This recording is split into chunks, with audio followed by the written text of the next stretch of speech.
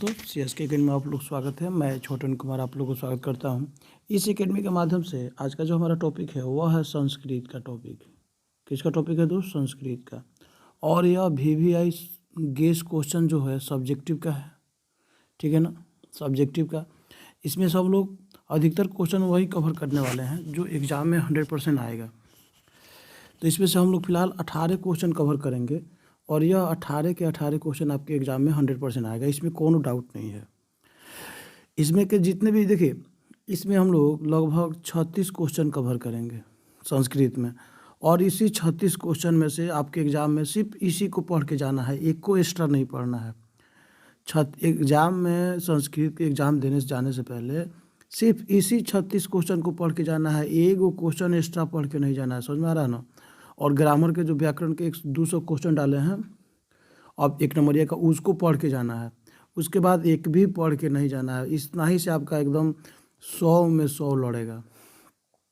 1% किसी के झांसा में आने की ज़रूरत नहीं है।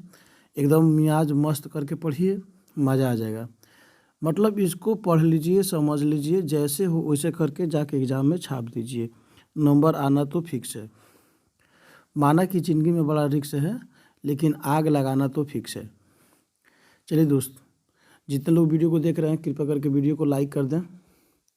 वीडियो को सबको लाइक कर दीजिए, लाइक और शेयर ज़रूर कर दीजिए दोस्त। शेयर कीजिए, लाइक शेयर, और जो लोग न्यू है वो लोग सब्सक्राइब कर लीजिए। चलिए दोस्त, सब्सक्राइब कर लीजिए, शेयर कर लीजिए। चलिए एवरीबॉडी, चलिए शुरू करते हैं। सबको गुड मॉर्निंग। चलिए, पहला जो क्वेश्चन है उसमें पूछा गया है, उपनिषद का स्वरूप क्या है? पठित पाठ के आधार पर स्पष्ट करें। तो उपनिषद के स्वरूप क्या है, पठित पाठ के आधार पर क्या करना है? स्पष्ट करना है। यह CSK अकेडमी का लोगो लगा हुआ है। चलिए दोस्त, यहाँ पे देखिएगा, उपनिषद क्या है, पठित पाठ के आधार पर स्पष्ट करना है। उपनिषद वैदिक अरण्य का एक अभिन्न अंग है। इनमें दर्शन शास्त्र सिद्धांतों का प्रतिपादन किया गया है। सर्वत्र परम पुरुष महात्मा परमात्मा का गुणगान किया गया है। परमात्मा के द्वारा ही संसार व्याप्त और अनुशासित है। सत्य की पराकाष्ठा ही ईश्वर का मूर्त रूप है। ईश्वर ही सभी तपस्याओं का परम साक्ष्य है। यही उपनिषद के बारे में बताया गया है। ईश्वर ही साक्ष्य है, ईश्वर ही सब कुछ है, मतलब कहने का मतलब यही हुआ। समझ में आ रहा ना? तो इसको आप लोग ध्यानपूर्वक देखिएगा। सर्वत्र परम पुरुष परमात्मा का गुणगान किया गया है। इसमें मतलब ईश्वर से संबंधित जो भी बातें हैं इसमें आप लोगों को बताया गया है उपनिषद के बारे में। क्वेश्चन नंबर 2 में चलते हैं। 2 नंबर क्वेश्चन है, आत्मा का स्वरूप क्या है? पठित पाठ के आधार पर स्पष्ट करें। आत्मा का स्वरूप देखिए, कठोपनिषद में आत्मा के स्वरूप का बड़ा ही अपूर्व विश्लेषण किया गया है। आत्मा मनुष्य की हृदय रूपी गुफा है, गुफा में स्थित है। आत्मा मनुष्य के हृदय रूपी गुफा में क्या है? स्थित है। यह अणु से भी सूक्ष्म है, मतलब बहुत छोटा है, और यह महान से महान है। तो क्वेश्चन आता है, महान से महान क्या है? तो आत्मा। आप लोग कमेंट करते रहिए साथ साथ। महान से महान क्या है? आत्मा। इसका रहस्य समझने वाला सत्य का अन्वेषण करता है, वह शोक रहित होता है। देखिए, जो आत्मा का रहस्य समझते हैं ना, वो किसी के मर जाने पर वह शोक रहित होता है, माने शोक नहीं करता है। समझ में आ रहा ना? तो महान से महान क्या है? आत्मा। छोटा से छोटा क्या है? आत्मा। शरीर का कोई वैल्यू नहीं है। बहुत सुंदर शरीर है आपका, शरीर जो है बहुत सुंदर है दोस्त, लेकिन आत्मा निकल जाए ना, सब खत्म हो जाएगा। जैसे आजकल के जो प्रेम चक्कर चल रहा है, प्रेम लोग, लव स्टोरी लोगों को, लड़का लड़की को, यह सिर्फ और सिर्फ कितना है? सुंदरता के चक्कर में प्यार कर लेना, गुण तो है नहीं। तो यह सब क्या है? आत्मा जिस दिन शरीर को त्याग देगी, उस शरीर का कोई वैल्यू नहीं रहेगा। तो महान से महान क्या हो जाएगा? आत्मा हो जाएगा। देखिए दोस्त, अगर लाइफ में कुछ करना है ना दोस्त, तो अपने फ्यूचर के लिए सोचिए। लाइफ में कुछ करना है तो किसके लिए सोचिए? फ्यूचर के लिए सोचिए। कामयाबी एक एक दिन मेहनत करने के बाद एक दिन ज़रूर मिलती है। जो लोग पत्थर बरसा रहे हैं ना, आज तो पत्थर बरसा लो, कल रोग इस सनम के लिए, तो सनम के लिए नहीं, कल रोग इस आदमी के लिए, ऐसे अपने आप को मतलब बना के ढालो। क्योंकि काम करने के लिए तो मेहनत तो करना पड़ता है दोस्त। मेहनत करना तो बहुत ज़रूरी है। और सब दुनिया में कहीं भी रहो ना, तो समझदार बन के रहो, समझदार बन के रहो, नहीं तो खास अपने आपको कब ठग लेंगे आपको पता ही नहीं चलेगा। तो इसलिए समझ में आ रहा है ना, जब तक शरीर में आत्मा है, आत्मा का स्वरूप क्या है, जब तक शरीर में आत्मा है समझदार बन के रहो, ना तो दुनिया में कब अपने, खास अपने लोग कब आपको ठग लेंगे आपको 100% पता नहीं चलेगा, ठगने के बाद पता चलेगा ओह। तो ओह क्या, समझदार बनना बहुत ज़रूरी है। चलिए जब तक आत्मा है तब तक। क्वेश्चन नंबर 3 में चलते हैं। 3 नंबर क्वेश्चन है दोस्त, चलिए 3 नंबर क्वेश्चन की तरफ चलते हैं। मंगलम पाठ के आधार पर सत्य की महानता पर प्रकाश डालें। मंगलम पाठ के आधार पर देखिए, तो मंगलम पाठ के आधार पर सत्य के महानता पर प्रकाश डालें।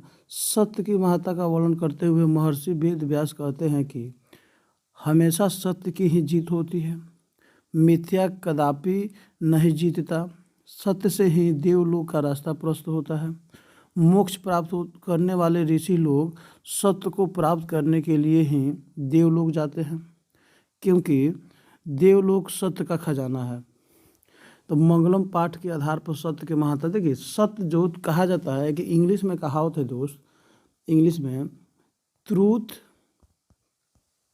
कैन नॉट बी बरी अंडर द फेल्सहुड। सच्चाई को बुराई के कब्र तक नहीं दफनाया जा सकता है। सत्य जो होता है देवलोक को क्या रास्ता का प्रशस्त करता है। सत्य से ही ऋषि मुनि का क्या होता है, ऋषि मोक्ष प्राप्त करते हैं। मतलब सत्य एक ऐसा वाणी है जो सबकी बस की बात नहीं है, सब सह भी नहीं सकते हैं। और हमेशा सत्य के साथ दीजिए। कहा जाता है ना, everybody are salute of the rising sun but don't everybody are salute of the deep sun. उगते हुए सूरज को सबको गोड़ लगता है, डूबते हुए सूरज को सब कोई नहीं लगता है। आज के डेट में तो, आज के आधुनिक काल में यह सबसे ज़्यादा प्रॉब्लम है दोस्त, कि देखिए आज के आधुनिक काल में सब के सब को क्या चाहिए, धन संपत्ति चाहिए, और यह मोह माया से कोई वंचित नहीं रह रहा है। तो यहाँ पे सत्य के मतलब आप सत्य हमेशा बोलिए। लेकिन आज के डेट में दोस्त मोबाइल चला है ना, यह ससुरा झूठ पे झूठ बोलवाते चला जा रहा है। ये मोबाइल क्या बोलवाते चला जा रहा है, झूठ पे झूठ बोलवाते चला जा रहा है। चलिए आगे चलते हैं क्वेश्चन नंबर 4 की तरफ। 4 नंबर क्वेश्चन है, मंगलम पाठ के आधार पर आत्मा की विशेषता बताएं। देखिए मंगलम पाऊ में संकलित कठोपनिषद के लिए गए मंत्र में महर्षि वेदव्यास की प्राणियों की आत्मा हृदय रूपी गुफा में बंद है। यह सूक्ष्म और महान से महान है। इस आत्मा को वश में नहीं किया जा सकता है। विद्वान लोग शोक रहित होकर परमात्मा ईश्वर अर्थात ईश्वर का क्या करते हैं, दर्शन करते हैं। मतलब आत्मा का विशेषता बताया, तो अभी तो बताया है सूक्ष्म से सूक्ष्म क्या है तो आत्मा, महान से महान क्या है तो आत्मा। जो लोग जानते हैं आत्मा के बारे में, मतलब कहने का मतलब जो लोग ज्ञानी हैं वे लोग किसी चीज़ का शोक नहीं करते हैं। आप लोग गौतम बुद्ध को भी देखिएगा तो वो बोल रहे हैं कि उनके भी सिद्धांत में बताया गया है कि हम क्या करेंगे, लोभ नहीं करेंगे, चोरी नहीं करेंगे, खूबसूरत चीज़ का हम त्याग कर देंगे। तो यह आज के डेट में तो संभव नहीं है, लेकिन सुखी रहने के लिए करना पड़ता है। अगर जिस इंसान के पास दोस्त त्याग नहीं हो वह लाइफ में सफल तो बन ही नहीं सकते हैं, सक्सेस, ठीक है ना। और हमेशा आप सच्चाई के साथ दीजिए। महान से महान क्या है तो आत्मा, सूक्ष्म से सूक्ष्म क्या है आत्मा। जो लोग विद्वान होते हैं वह शोक रहित होते हैं। देखिए प्रॉब्लम सबकी होती है, अच्छे लोग को हाथ से निकल जाने पे दुख सबको होती है, लेकिन कर क्या सकते हैं, no one can kill them save God. आगे चलते हैं क्वेश्चन नंबर 5 की तरफ।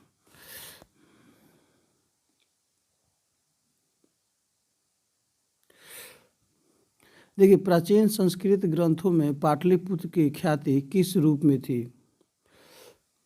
तो क्वेश्चन नंबर 5 है, प्राचीन संस्कृत ग्रंथों में पाटलिपुत्र की ख्याति किस रूप से थी? तो इसका आंसर होगा प्राचीन संस्कृत ग्रंथों में और पुराणों में पाटलिपुत्र का नाम पुष्पपुर या कुसुमपुर माना जाता है, तो इसको याद रखिएगा, ठीक है ना। इस नगर के समीप पाटल पुष्पों का उत्पादन होता था। संभवतः पाटलिपुत्र शब्द यही भी यहाँ पाटल पुष्पों के पल्लवित होने के कारण प्रचारित है।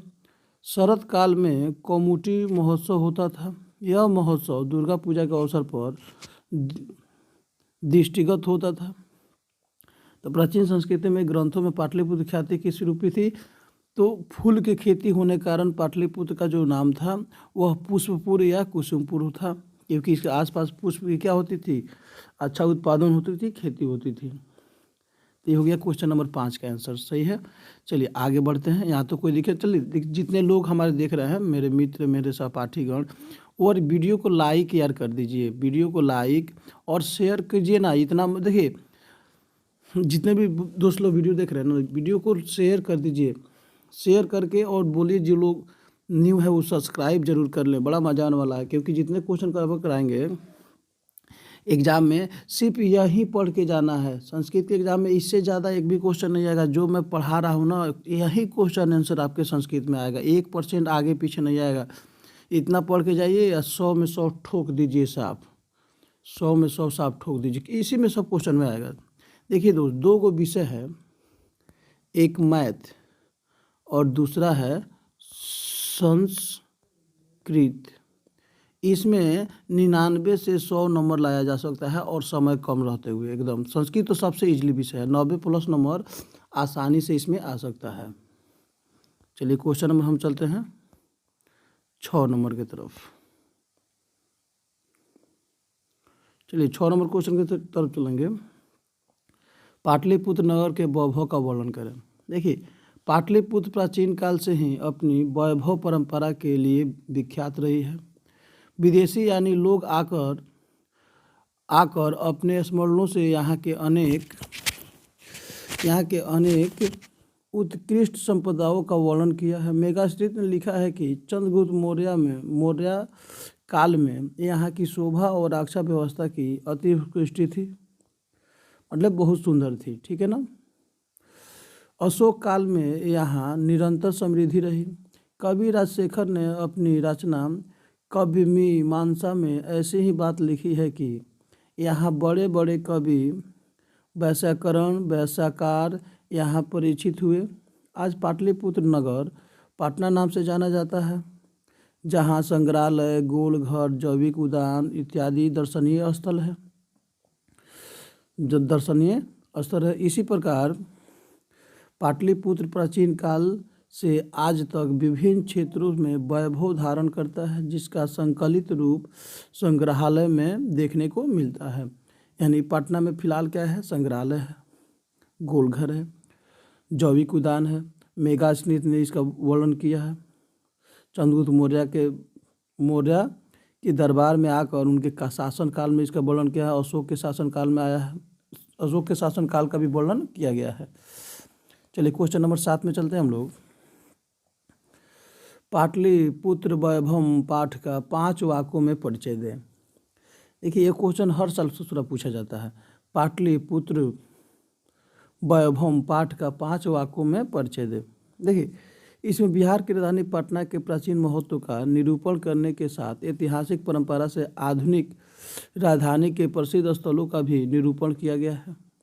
इस पाठ को कंठाग्र करके छात्र किसी वाक्य प्रतिस्पर्धा में भाग ले सकते हैं। तो यह 5 वाक्य में इसका क्या हो गया, वर्णन हो गया है। चलिए क्वेश्चन नंबर 7 हो गया, हमारे 8 में चलते हैं।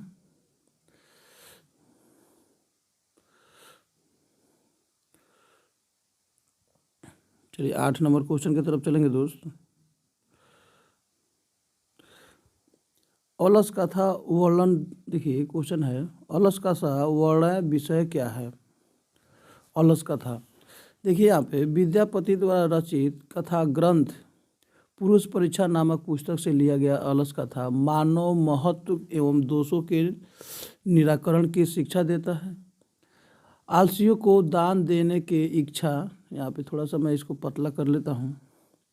इच्छा रखने वाले वीरेश्वर ने यह जानने की उत्कृष्ट प्रकट की थी कि आलसी जीवन जीने की कला को कैसे निर्वाह करते हैं।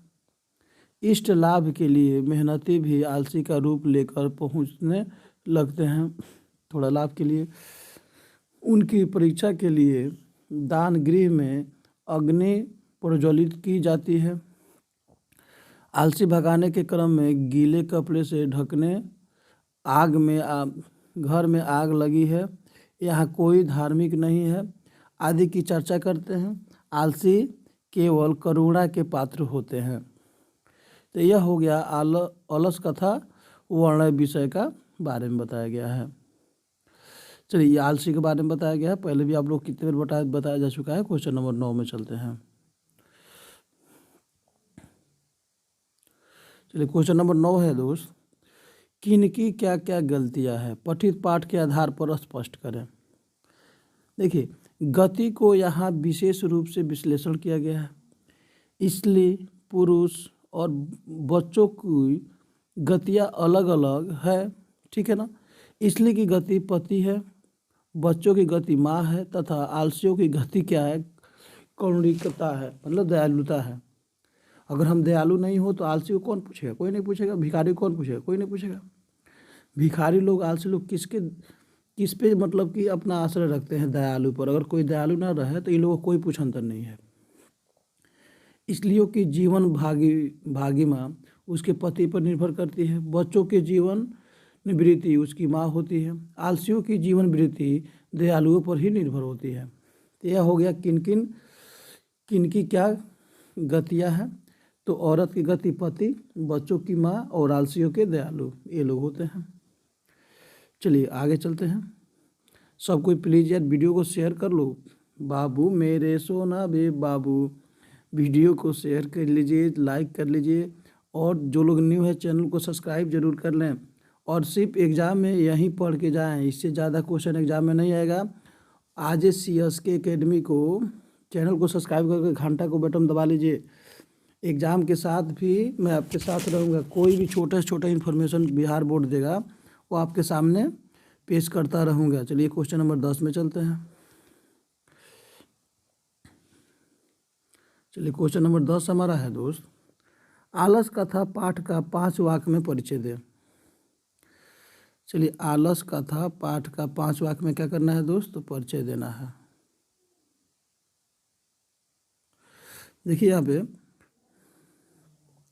देखिए आलस कथा पाठ जो है इसके बारे में बताया गया है। क्या बताया गया है तो ध्यान से देखिएगा।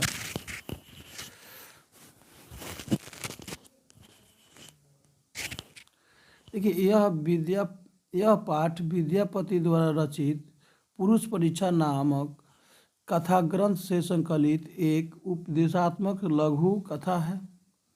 विद्यापति ने मैथिली, अहोहट तथा संस्कृत तीनों भाषाओं में ग्रंथ रचना की थी। पुरुष परीक्षा में धर्म, अर्थ, काम आदि विषयों से संबंध अनेक मनोरंजन कथाएं दी गई। आलस कथा में आलस्य के निवारण की प्रेरणा दी गई है। इस पाठ में संसार की विचित्र गतिविधियों का भी परिचय मिलता है। तो लिखा कौन है, तो विद्यापति। क्या है, तो पुरुष परीक्षा है। एक क्या है, कथा ग्रंथ है। और क्या है, इसमें धर्म कर्म के बारे में आलसियों को क्या है, निवारण का शिक्षा दिया गया है। चलिए आगे बढ़ते हैं दोस्त।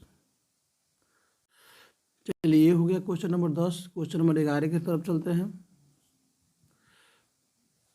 11 नंबर क्वेश्चन है, अलस कथा से क्या शिक्षा मिलती है। तो अलस कथा से क्या, मैथिली कवि विद्यापति रचित अलस कथा में आलसियों के माध्यम से शिक्षा दी गई है कि उनका भरण पोषण करुणाशीलों के बिना संभव नहीं है।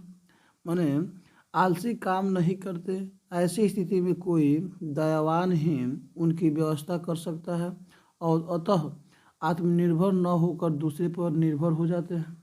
देखिए आलस कथा में जो विद्यापति द्वारा रचित ये कथा है, इसमें आलसियों के बारे में बताया गया है, ठीक है ना। और मुख्य रूप से क्या बताया गया है दोस्त, कि जो आलसी लोग होते हैं ना, उनका कोई काम नहीं होता है और उनका भरण पोषण का काम दयालु लोग करते हैं। अगर दयालु लोग दुनिया से नहीं रहे, दुनिया से चल गए, तो आलसी लोग भूखे मर जाएंगे। और फिर बताया गया है कि यही लोग आलसी बना देते हैं उन लोगों को, वो आत्मनिर्भर न होकर दूसरे पर निर्भर हो जाते हैं। जैसे ट्रेन में देखते हो, ट्रेन में भिखारी सब होते हैं और दे दे कहते हैं, अंधा का एक्टिंग करते हैं, लंगड़ा का एक्टिंग करते हैं, लूल्हा की एक्टिंग करते हैं। लड़कियाँ आती है, औरत आते हैं, एक या हो रामा गीत गाती है, बच्चे दुआ देंगे वगैरह वगैरह करती है। सब बच्चे बहुत एक्टिंग करते हैं ना सब। तो ये हो गया क्वेश्चन नंबर 11। क्वेश्चन नंबर 12 में चलते हैं दोस्त। आलस अलस कथा का क्या संदेश है? देखिए, अलस कथा का संदेश है कि आलस्य एक महान रोग है। देखिए, आलस्य क्या है, महान है लेकिन रोग है। वाह वाह, क्या बात है। आलसी का सहायक प्रायः कोई भी नहीं होता है। सही बात है, होना भी नहीं चाहिए। जीवन में विकास के लिए व्यक्ति का कर्मठ होना आवश्यक है। आलस्य शरीर में रहने वाला महान शत्रु है, जिसे जिससे अपना परिवार और समाज का विनाश अवश्य होता है। यदि जीवन में विकास की इच्छा रखते हैं तब आलस्य त्याग कर उद्यम को प्रेरित हो जाते हैं। अब देखिए दोस्त, यहाँ पे आलस कथा जो है क्या संदेश देता है? तो संदेश ये देता है कि इंसान का सबसे बड़ा शत्रु, मैं खुद अपने CSK अकेडमी ऑफलाइन क्लास में खुद मैं बच्चों से बोलता हूँ कि आज के डेट में अगर कोई शत्रु है हमारा, तो वह क्या है? हमारा आलस। ठीक है ना? आज की डेट में अगर हमारा शत्रु है कोई आलस। लेकिन देखिए, अगर आप चाहते हैं दुनिया में किसी से ठगे नहीं जाए, तो समझदार तो बनना पड़ेगा दोस्त। आलसी तो न आप है ही नहीं, लेकिन समझदार तो हालत में बनना पड़ेगा। अगर समझदार नहीं बनिएगा, ससुरा कोई ठग देगा। और एक बात हमेशा याद, दिल खोल के याद रखिएगा, जो दोस्त होता है ना दोस्त, वह अनजान होता है। अनजान लोग दोस्त बन सकते हैं। मतलब यहाँ पे मैंने बोला दोस्त और यहाँ पे लिखा अनजान। दोस्त अनजान हो सकता है, लेकिन जो शत्रु जो होता है ना, या जिसको हम दुश्मन भी कहते हैं, वह लगभग हमेशा खास होता है। ठीक है ना? चलिए, तो इसको ध्यान में रखिएगा, इसलिए टेंशन मत लीजिएगा। इश्क भरी दुनिया में कौन किसका होता है। क्वेश्चन नंबर 13 में चलते हैं।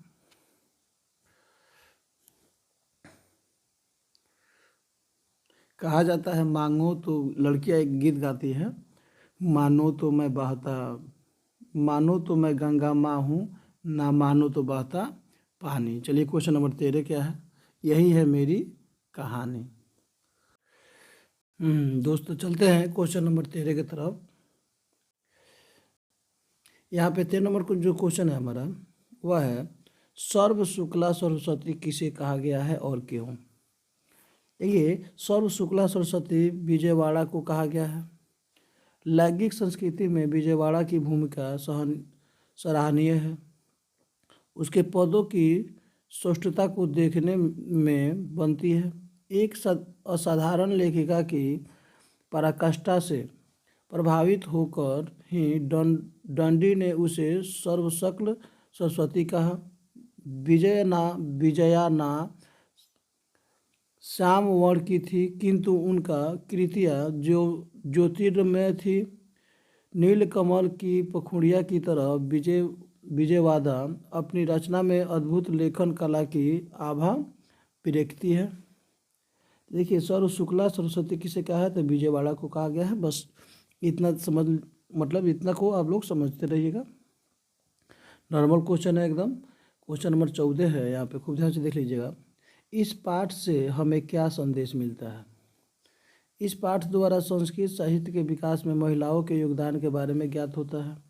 वैदिक युग में आधुनिक समय तक ऋषिकाएँ, कवियत्री, लेखिका संस्कृत साहित्य के संवर्धन में अतुलनीय सहभागिता प्रदान करती है। संस्कृत लेखिकाओं की सुदीर्घ परंपरा है। संस्कृत भाषा के उन्नत एवं पल्लवन में पुरुषों के समतुल्य महिलाएं भी चलती रहती है। देखिए, इस पाठ में संस्कृत के विकास में महिलाओं के योगदान के बारे में ज्ञात चलता है। लेखिका, ऋषियाँ, ऋषिकाएँ, लेखिकाएँ, कवियत्री, संस्कृति ही, इस सब के बारे में क्या होता है, ज्ञान मिलता है। संस्कृत भाषा के उन्नत एवं पलवन में पुरुषों के क्या है, समतुल्य योगदान भी चलती रहती है। तो यह क्वेश्चन हो गया 14 नंबर। क्वेश्चन नंबर 15 है दोस्त, संस्कृत साहित्य लेखिका पाठ के 5 वाक्य में परिचय दें। संस्कृत साहित्य लेखिका के जो पाठ है उसके पाठ के 5 वाक्यों में क्या करना है, परिचय देना है। देखिए, संस्कृत की सेवा जिस प्रकार मनुष्य ने की है उसी प्रकार महिलाओं ने भी वैदिक युग में आज तक इसमें भाग लिया है। इस विषय की उपेक्षा हुई है।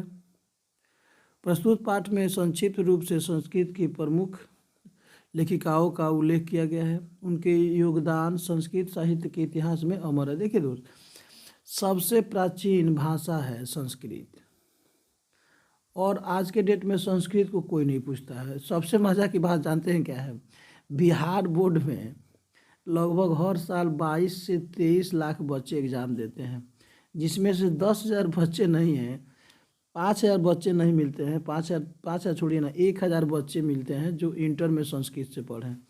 अब बाकी साइंस आर्ट तो 90 कितना पढ़ते हैं, बहुत ज़्यादा, 20 लाख।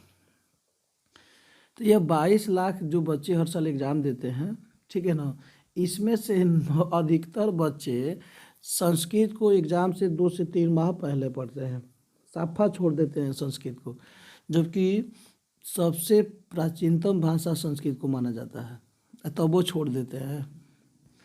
कोई दिक्कत, आगे चलते हैं क्वेश्चन नंबर 16 की तरफ। शास्त्र लेखन एवं रचना संरक्षण में वैदिक कालीन महिलाओं के योगदान की चर्चा करें। देखिए, वैदिक काल में शस्त्र लेखन एवं रचना संरक्षण में पुरुषों की तरह महिलाएं ने भी काफ़ी योगदान दिया है। ऋग्वेद में 24, अथर्ववेद में 5 महिलाओं का योगदान है। यमी, अपला, उर्वशी, इंद्राण और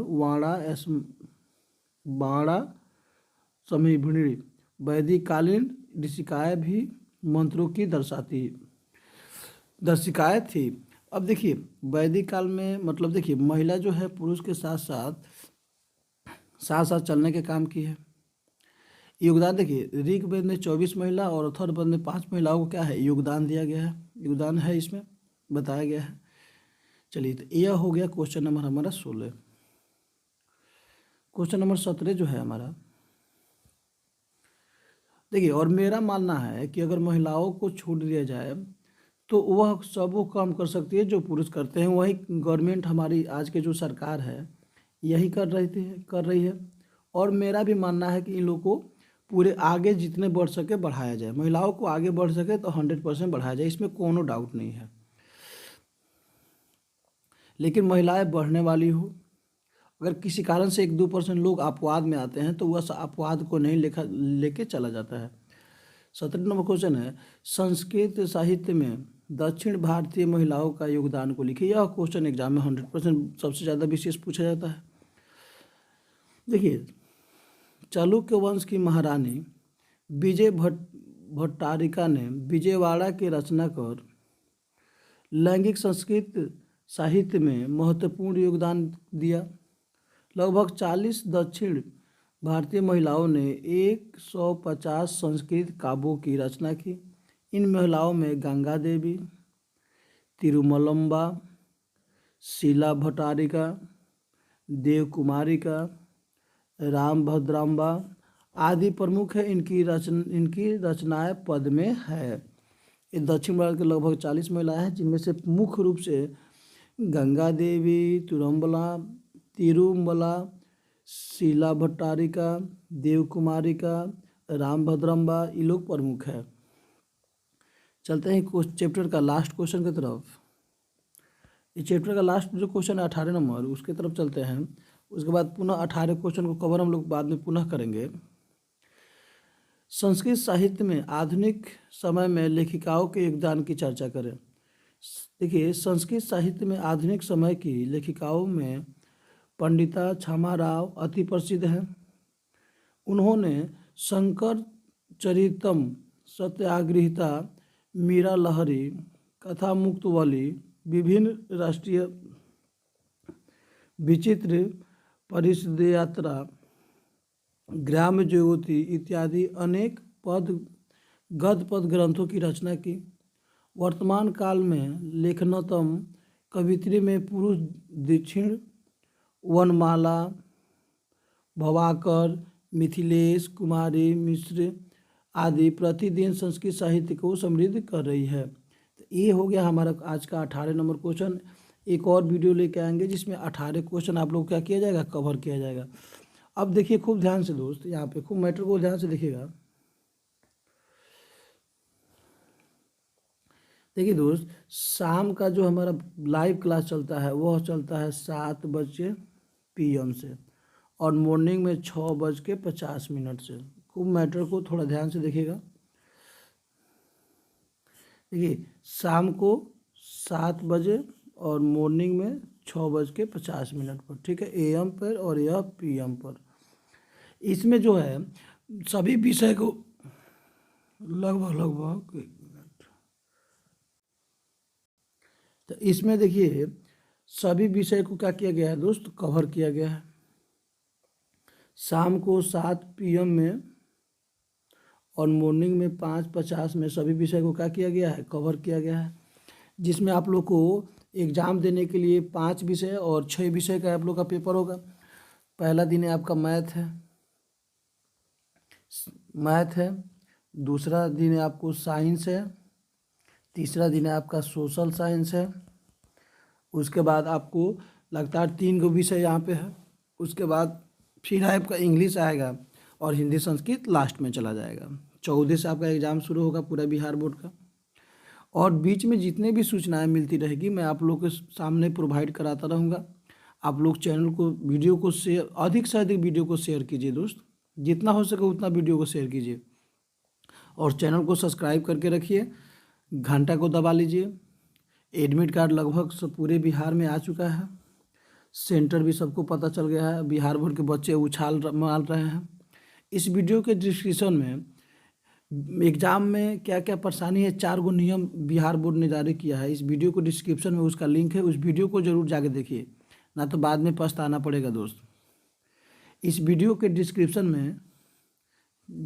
में चेतावनी, इस वीडियो के डिस्क्रिप्शन में बिहार बोर्ड ने 4 गाइडलाइन जारी किया है, उसका लिंक है, वहाँ से जाके आप देख लीजिए, नहीं तो बाद में प्रॉब्लम हो सकती है। चलिए thank you very much, bye.